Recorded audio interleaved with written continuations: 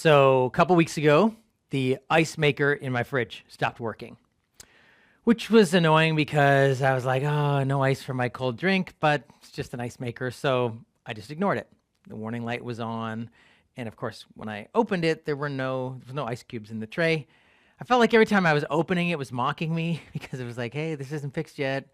I just thought it would maybe just take care of itself, which it didn't.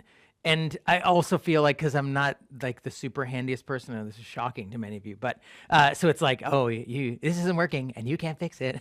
So I went to YouTube. Troubleshooting KitchenAid ice maker not working. A whole bunch of videos come up with a whole bunch of big guys, white, with beards, tool belts. None of which are me, so I'm like, this is not going to go well. And they had a bunch of troubleshooting tips, some of which I tried, didn't work. Some of which I was like, I'm not going to do that. Like one guy was like, hey, take a paper clip, turn it into a wire, wrap it with some electrical tape so you don't get electrocuted, and stick it into the two small holes to jumpstart the ice maker. And part of me really wanted to do it. And then I'm imagining myself 30 feet on the other side of the kitchen, lying on the ground electrocuted, and Jen saying, what are you doing? So I was like, no, I'm not going to do that. So you'll be very happy to know that I figured it out myself. I troubleshooted it my own way. I took a bunch of the food, all the freezer stuff, put it out on the back deck because it was freezing outside. And then I just left the door open for about a half an hour and came back, shut it. Half an hour later, voila, cold drinks, and I felt a little more like a man. Okay, so what about when the warning lights go on for your work? And here's what I mean. Warning, low enjoyment, right? Like, man, I do not like this work, or this isn't fun anymore, or like, I hate getting up in the morning. I hate going to this place. I don't like the work, or I don't like the people that I have to do work with, right? Warning, low enjoyment can sometimes flash in certain kinds of work or certain seasons, or maybe you're like, yeah, that's my everyday. What's another warning light that goes on when it comes to our work? Low meaning, right? What's the point of this? I don't feel seen. I don't feel noticed. I don't feel like I'm making a difference. This doesn't feel rewarding. I feel like I'm spinning my wheels. This isn't work that's that important in the world. This is like Groundhog Day, right? Low meaning can be a light that's flashing when it comes to our work. It's another one. Warning, low energy.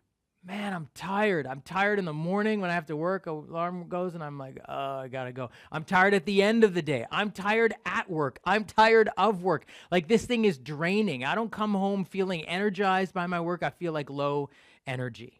And that's off. That's another warning light that sometimes can go off. Maybe that's all the time. Maybe that's sometimes certain seasons. And then another one, not just low enjoyment or low meaning or low energy, but high stress. Warning, high stress, right? Whether we love our jobs or we hate our jobs, they're stressful, right? They're demanding. People are counting on us. Some of us, maybe if you're working in healthcare or teaching or whatever, it's like these are people's lives. Like, how do some of us just like feel like it's a high pressure, make money environment, or we're on a line that can never be shut down, and so people are depending on us, or we're just being driven along by the market or our boss or whatever. High stress. These warning lights can go off no matter what kind of work you do. Whether it's schoolwork, whether it's homework, housework, family work, the stuff you're paid for, not paid for, whatever, any kind of work we do, whatever we do for most days, which as I've said to you over these last few weeks, we're going to do that more than we do anything else in our life except sleep. And sometimes even we lose sleep because of the warning lights going off at work. And when those go off, one, or sometimes maybe some of you are like, oh yeah, they're all going off. It's easy for work to become a 4-letter word. Like whether we love our job or not, or all of the things going on with it, it's easy for it to become a curse word. And we've been taking these last few weeks to talk about the fact that it doesn't need to be. It isn't good if it is. And in fact, God hasn't designed it to be. Work, according to God, isn't a 4-letter word.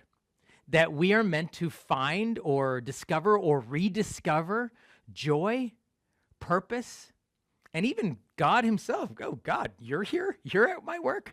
That he is in the middle of what we do every day. Not just an hour on Sunday, not just when you're praying or reading your Bible, or not just up on a mountain where you go to try to have a transcendent experience, but that God is down there in the everyday parts of your life, and especially when it comes to your work. And there's an opportunity because he's there to find joy there and meaning. But it's a journey, actually peeling the layers of this, thinking about whatever stage of life we're in our work.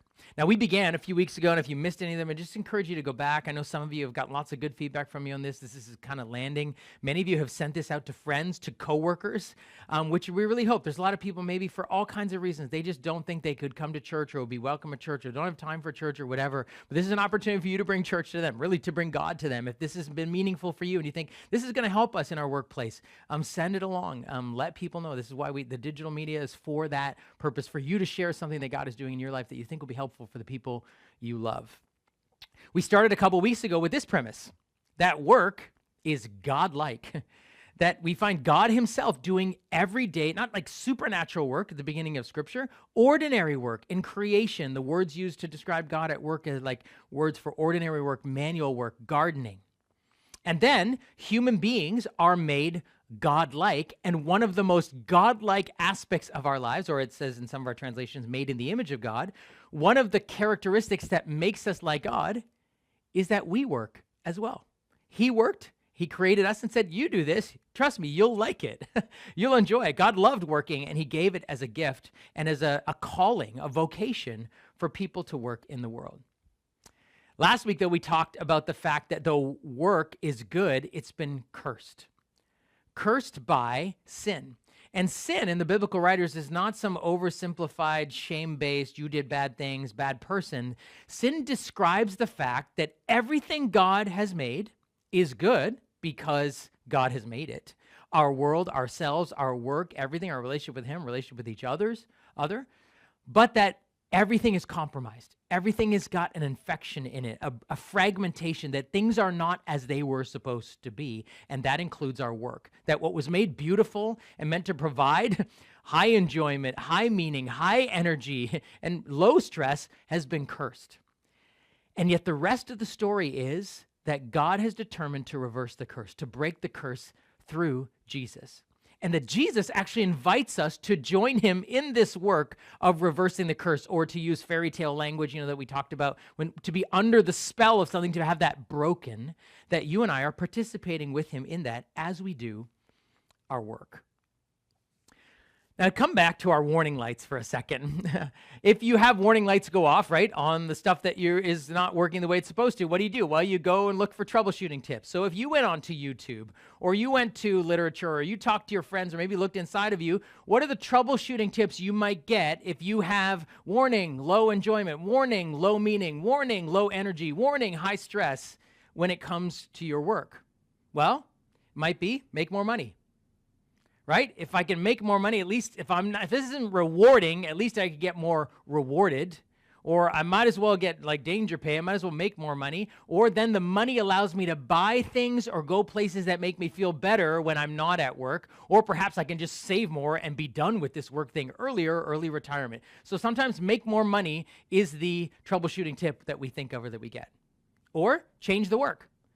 Do something else. Do more of something else. Try to have a side hustle, or, go back to school, restart, or change your career path.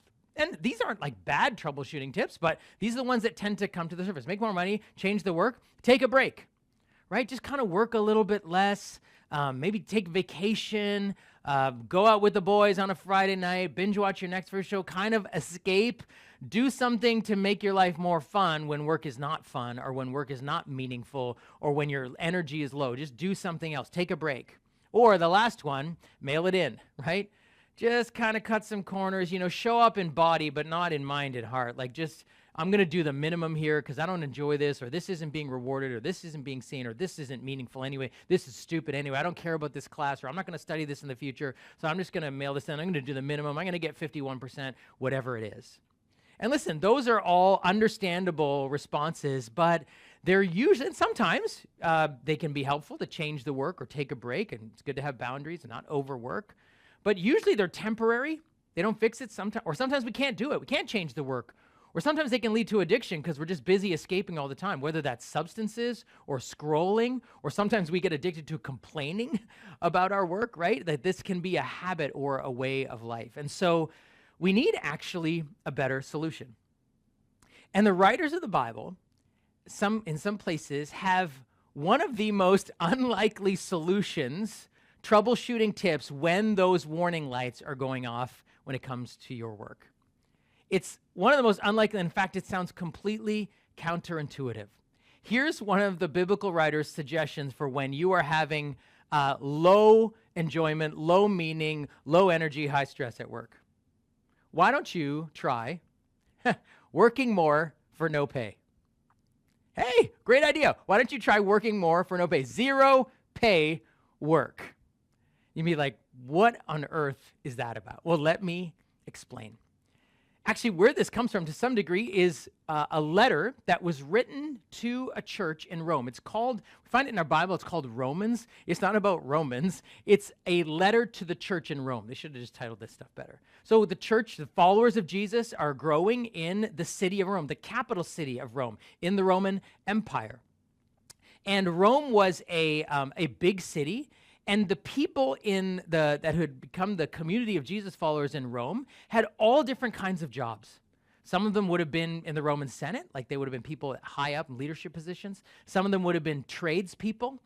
Some of them would have been fishermen. Some of them would have been retailers or bakers. Some of them would have been working at home raising children or managing family businesses. Some of them would have been kind of merchants or people who were traveling for work, all different kinds of jobs in a city like Rome. And the Church of Jesus Christ, we know, was actually very ethnically diverse and socioeconomically diverse. It was one of the odd things about the community of Jesus followers, because that world, especially the Greco-Roman world, was very stratified by ethnicity and by social status, whatever. And these group of Jesus followers are a mixed bag of people, and people from the outside used to look at them and go, who are you? What kind of a community are you? There's all kinds of people in here. You got soldiers, and you got slaves, and you got Roman senators, and you got fishermen, and you're all in the same community, and you eat meals together. What on earth is going on here? And so it's quite a mix of people and a mix of jobs that the Apostle Paul is writing a letter to. Paul was probably the most influential leader in the church at that time. And he's writing to them, and he had spent kind of the first chunk of the letter dealing with, understandably, racial and ethnic tensions in this new community and trying to help them redefine community in light of Jesus. But then later on, practically gets to their lives and how they interact with each other. And he's writing to them in general about their relationships, but I actually think it's a beautiful picture of a different kind of alternative troubleshooting tip for when we are feeling low enjoyment, low meaning, low energy, and high stress in our work. Listen to what he says, and I'm reading from Romans chapter 12, verses 6 to 13. In his grace, God has given us different gifts for doing certain things well. So if God has given you the ability to prophesy, speak out with as much faith as God has given you. If your gift is serving others, serve them well. If you are a teacher, teach well. If your gift is to encourage others, be encouraging. If it is giving, give generously. If God has given you leadership ability, take the responsibility seriously. And if you have a gift for showing kindness to others, do it gladly. Don't just pretend to love others. Really love them. Hate what is wrong. Hold tightly to what is good. Love each other with genuine affection and take delight in honoring each other. Never be lazy, but work hard and serve the Lord enthusiastically. Rejoice in our confident hope. Be patient in trouble and keep on praying. When God's people are in need, be ready to help them. Always be eager to practice hospitality. What is this saying? What is the tip that we can draw here from this passage about our work when we're dealing with low meaning and low enjoyment and low energy and high stress? Here it is in summary, and then I'm going to unpack it for you. God has given you gifts to use to do work for and with your brothers and sisters in the community of faith. God has given you gifts to use to do work for, in other words, serving, and to do work with, as we serve the world around us, your brothers and sisters in the community of faith.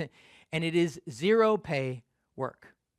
It is work within the community. This is not about your jobs. This is about the work we do for the body of Christ and as the body of Christ in the world. This is not everyday work, right? This is talking about a different kind of relationship. And I want to kind of unpack this text and what he's saying about what this kind of work looks like. And then I want to explain to you why I think this is one of the most effective troubleshooting tips to deal with some of the warning lights that may be going off in your work right now. Maybe in your schooling or where you are in your master's or where you're thinking about your job and where it may be easier to think, well, I'm going to make more money or I'm going to change the work or I'm going to take a break or I'm going to mail it in. Is there a better troubleshooting tip? So I want to unpack why this is. First, let's just start with what he's saying about this kind of work. In verse 6, the first 4 words are really important. In his grace, God. In his grace, God.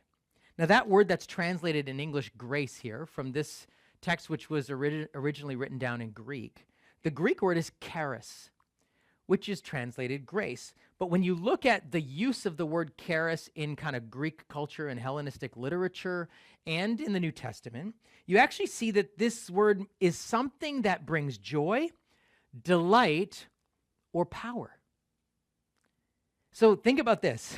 Our ears should perk up. Wait, what? That's what I want, right? In his grace, God. So God is doing something, giving something that brings more joy, more delight, and more power. And we should be like, oh yeah, I need that, right? When enjoyment is low, when meaning is low, when energy is low, I need those things. More joy, more delight, more power. So this opening section of this part of the letter is saying, God is doing something to give that to you. Okay, great. What is that? Well, then he goes on to describe a whole bunch of different gifts that are given to the community of faith. And this word gift is translated gift over and over and over and over. It's actually a version of the word charis, charismata, gifts. Now, here's what's really important. These are not talents. This is not natural ability. Because that sometimes we think, okay, like take your talents. What are you naturally good at? What skills do you have? What are you able to do? Okay, turn that into a job, or that's what you're going to do for a career. Some of you that are early in your career or schooling, you're like, okay, what are my gifts and talents? How do I get some skills so that I can go and have a job and make money? Great. Yeah, that's good. That's what you need to do in the world to build your life and move the economy forward and all that stuff. But that's not what he's talking about here. He's not saying, oh, some of you have been talented, whatever, to be able to hit a golf ball or to be able to create stuff and design stuff. This is a different kind of conversation. And then he goes on to list a whole bunch of gifts. And the reason we know this is kind of different is these aren't everyday jobs. Okay, he lists a whole bunch of gifts, and they're up there on the screen for you. Prophecy, service, teaching, encouragement, giving, leadership, kindness, helping, hospitality. And what you need to think about when you look at this list is this is just a sampling. It's not an exhaustive list, and God has given these 10 things or these 8 things to the church. I don't know how many I listed there.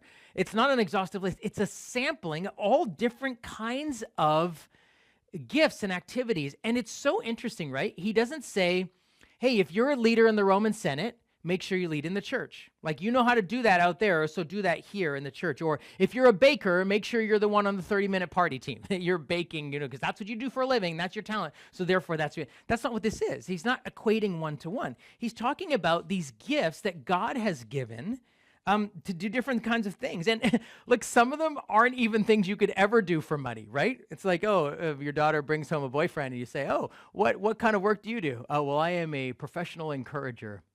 That's going to be the last date, I think, right? You're not going to make any money on that. Oh, what do you do? Oh, I'm pursuing a degree in showing kindness, right? That's what some of these listeners like, sorry, nice guys finish last. You're not going to make any money doing that. These aren't money-making kind of skills or gifts. It's not really what, they're categorically different. I mean, some of them sound very like spiritual, like prophesy, and which just means use your words to build faith and help people see where God is at work and actually inspire people to trust God more. That's kind of how the gift of prophecy works, bringing God's voice and words into the present situation to inspire faith and trust and love. So some of them sound like very, spiritual. Others sound very official, like leading, if you're a leader. Others sound very ordinary, helping, hospitality, like hosting people and letting them stay over at your house or hosting them in meals or letting them move in, giving, service, encouragement, everyday stuff. It's a mixed bag of stuff, but they all have an equal weight and importance. The way Paul is talking about this, these all matter. These are all serious things. These are all God-given things to help the church, to help each other, and to bless the world. Like, these are things God has given. These are no small things. If God has given these things, this is actually his way of saying, hey, do you want to have more joy and more energy and power and more delight? Hey, these things need to be at play in your community. And here's the bottom line of this, and then we're going to unpack why this actually could help us. You experience God's gift of grace to you when you serve as a gift to someone else. Get that? You experience God's gift of grace, this joy and delight and power that he wants to give you. You experience as a gift of grace to you when you serve as a gift to someone else. And this is a really important distinction when we think about these gifts. Because oftentimes we can think about our talents as like, oh, this is something I have. This is something I was born with, or this is something I've been given the unique ability to do. And that's true about your talents. But these gifts are actually not a gift to you. They are a gift through you, right?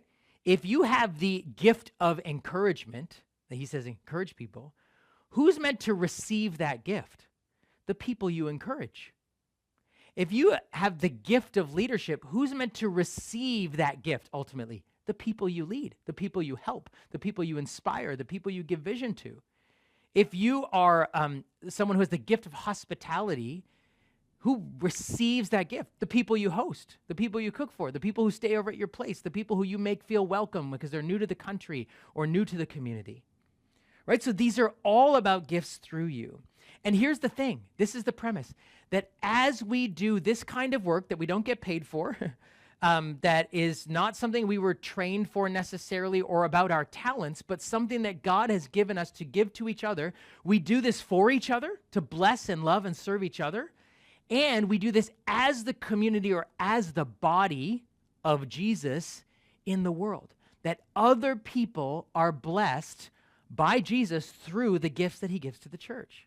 And this is actually one of the aspects of work that God has given us to do that we don't get paid for, most of us don't get paid for, but that is actually a really important part of our working life. And I want to make a case for you for why this can actually be one of the best troubleshooting tips. Instead of just making more money or changing your job or working less or mailing it in, when you're feeling low enjoyment, low meaning, low energy, high stress in your work. And here's how I want to do that.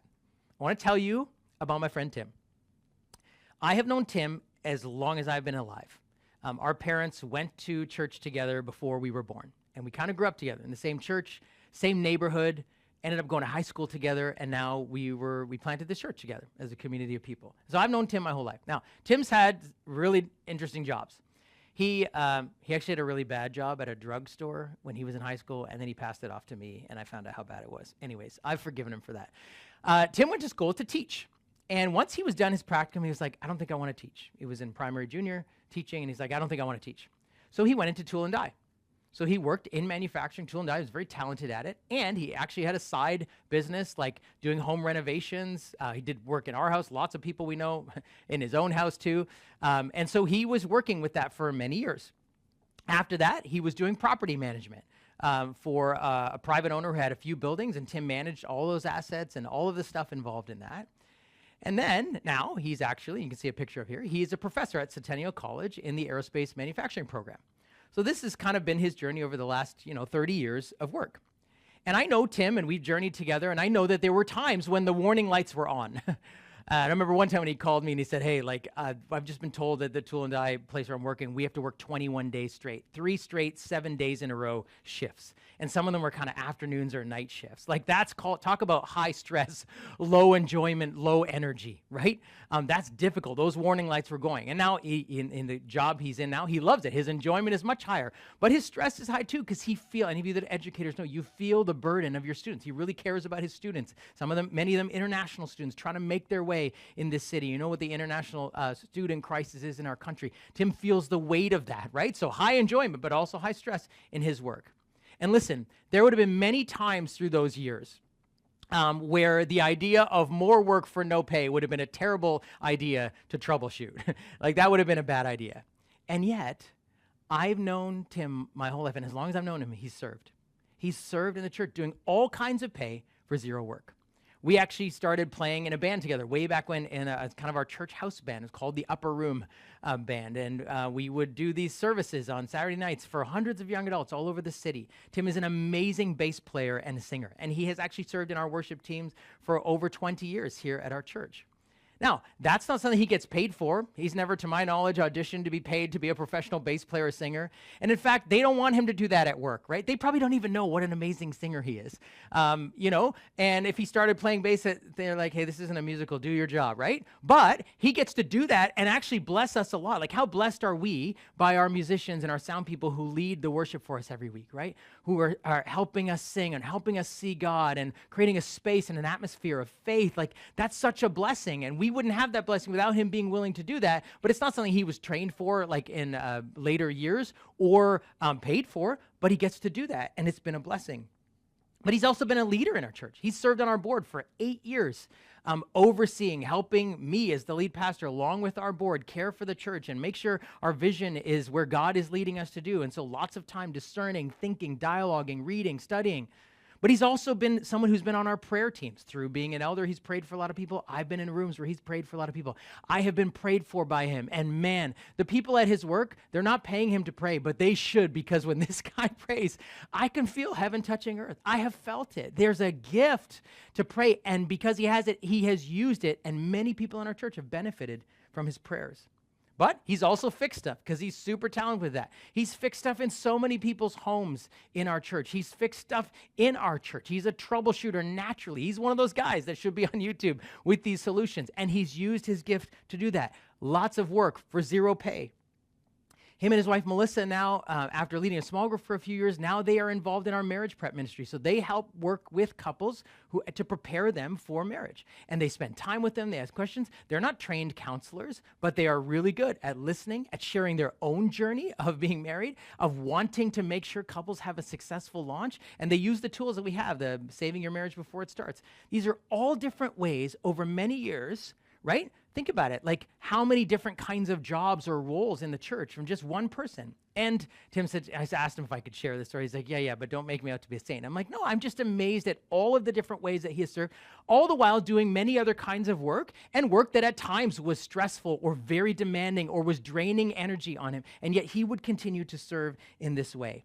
And if I look at his life, and I look at my life, and I look at many of your lives, this is what I observe. This is why that kind of work, more work for zero pay, in the church and through the church to the world, can actually be effective at addressing some of these warning lights that go off. One, it's a gift to the whole community. The whole community benefits when we do for each other what God has called us to do, whatever that may be. In fact, even I know his own family has benefited from it. His 3 daughters serve and lead in all different kinds of ways in our church. They are carrying on that vision of more work for zero pay as they have served many people in our church. Secondly, it gives you opportunities to do things no one would likely hire you for. I know for a bunch of years, I was leading in the worship ministry, and definitely no one would hire me to sing or play guitar. Kind of a hack, but man, I loved it. And you don't want to be good enough and capable enough. We audition people. We make sure people are fit for the roles that they're doing in the church. But it gives you an opportunity to do work that I wasn't doing other times, or that can bring energy to you, right? People who, like, maybe you don't cook for a living. You're not a chef, but you enjoy hosting and you enjoy cooking, and you get to do that as hospitality to serve and bless the church. That rounds out your sense of enjoyment in all work. Even if the work you're paid to do, maybe the warning light of low enjoyment is on, you can find other work that is very enjoyable. And I had that in seasons where I would go back into work on Monday energized by the work that I did on the weekend for zero pay. It lets you work hard for a bottom line that is always about relationships. Relationship with God, relationship with others, right? All of our work otherwise is driven by the bottom line of get a good grade or get into a program or get a scholarship or, make more money for the company or market share, whatever. There's so many different bottom lines that we work for and we have to work for. But in the church and through the church in the community, the only bottom line is relationships with God and with each other. It's so nice to do work where we are released from the bottom line of the almighty dollar, where no one's going to grade you at the end of it, when no one's going to bonus you or fire you at the end of it, when no one's saying, well, the market share didn't go up, it didn't work. That's not how work in the community of faith works. So it's work that is, the bottom line is always about God and people. Then it helps you grow and change. Like I said, I've known Tim my whole life, and I've always known him to be a great friend, to be funny, to be loyal, and a hard worker. So in some sense, he's the same person I've known since I grew up. In another sense, he's a totally different person. I've seen someone who's grown in an awareness of God's love for him, in a willingness to serve others, in an empowerment through his prayers and through the work that he does, that have seen his and benefited from his wisdom. We grow when we do this kind of work. We get stretched in new ways that maybe our job isn't teaching us to grow. And we're growing in certain ways in our work that we get paid for or school, but we grow in other ways when we do this kind of leading, prophesying, teaching, serving, hospitality, encouragement, kindness in the church. And then these last two things that are two sides of the same coin. It helps you hold your regular work more loosely. You know what? Sometimes, like, your work isn't the end all and be all. Sometimes it's not delivering what you need in terms of enjoyment and meaning and energy and taking too much stress from me. And it's okay to go, you know what? It's not everything. Or even if this isn't exactly how I want it to be, or I didn't get the dream career that I want. Ideally, you end up working in the area of your giftedness and dream and career, but it doesn't always work that way. Or sometimes there are seasons not like that. And it lets you go, that's okay. I have this other kind of work that I'm doing that actually gives me a lot of energy and meaning. So that's one side of it. The other side is it helps you do your regular work differently. Because when you work in the church and through the church for the world, the motivation, the bottom line is love. It teaches you to do work for the sake of love. And that's going to affect the way you do your regular work, the work you do get paid for. As more and more as people of faith, the people of God, we should be the people in our workplaces, in our schools, who are the most loving because we've learned to do work for the ultimate bottom line, which is love. Love for God and love for others. So, what is my encouragement to you in light of this? Well, it is the reason that we call Serve Side by Side one of our faith catalysts. We don't serve in the church here because, come on, guys, everybody got to do their part. We're a volunteer organization. If we don't do this, it's not how it works. We serve because it does all these things for us. It builds our faith, and it rounds out our life, and it can actually enhance the work we do get paid for Monday to Friday or Saturday or evenings or whatever that works like. And so it's a faith catalyst. And so in light of that, I would say this: serve somewhere. It doesn't, this idea of like, I know what my gifts are, and now I can serve in the area of the gifts. In my own experience, for a lot of years, I didn't know what my gifts are. You figure them out by serving. Because you don't know if you have the gift of encouragement, but as you're working with people or maybe leading a home group or you're on the welcome team, and people feel encouraged by you, and they say to you after, hey, you know what, when I saw you, I just was so glad I came to church. Or when you sent me that note, or when you prayed for me at home group, man, I felt like I could get out of bed the next day. Oh, maybe I have the gift of encouragement. Or when you have people over and host them, and someone says, man, I haven't been in someone's home for a year. I'm new to the country. It's just made me feel so loved and welcome. You're like, well, I just got pizza and bagged salad. Yeah, because it's not about entertaining. It's about hospitality. And you don't know that until the other person feels it. So you're going to do stuff before you actually figure out what your gifts are. So just serve somewhere. Secondly, serve somewhere else. You can do all kinds of different work in the church. You may not be able to change the job you have for a living or change the study path you're on. And you may be down that road, and that may be the thing you do for your whole life. But in the church, you can do all kinds of stuff. And so change it. Do different things, because the bottom line is the same. It's love for God and love for others. But we can do different work in the church, and we can try to grow in new areas. And when we do, always through this passage, it says, do it seriously, it says, and do it with enthusiasm. Whatever you do it intentionally. Don't mail it in. Don't sign up for something and then not show up. It won't help you. It won't help you grow in these areas. It won't help others. Do it seriously and do it with enthusiasm, because this can actually change. This can deal with the warning lights on your work dashboard. And then lastly, thank someone for giving you their gift, because they may not know they did, right? That's the whole point. Someone may not know that they have the gift of encouragement, the gift of teaching, the gift of kindness, the gift of hospitality, the gift of prophecy, unless you tell them, thank you for what you did for me. Thank you for what you said to me. Thank you for what you do in this church. And people start to realize, oh, maybe I have a gift. It's the people who receive it, because it's a gift to you, that need to say to those who served, thank you. That made a difference in my life. I felt Jesus speaking to me, or like he was helping me by what you did. Friends, as we celebrate communion together today, the communion elements are representative of the fact that Jesus' body was broken so that we as a body could be made whole. In fact, it's one of the arguments that Paul makes in this whole letter for unity in the midst of diversity, is because Jesus was broken to make us whole, to bring us together as one people, that we, in a sense, are his body in the world, that all of the parts of the body, these gifts are like body parts that all fit together. And so even as we take communion today, remember you are taking it as part of a community, of a place that you have been called to receive the joy and delight and power of God as you use what he has given you to serve others and for us together to serve the world.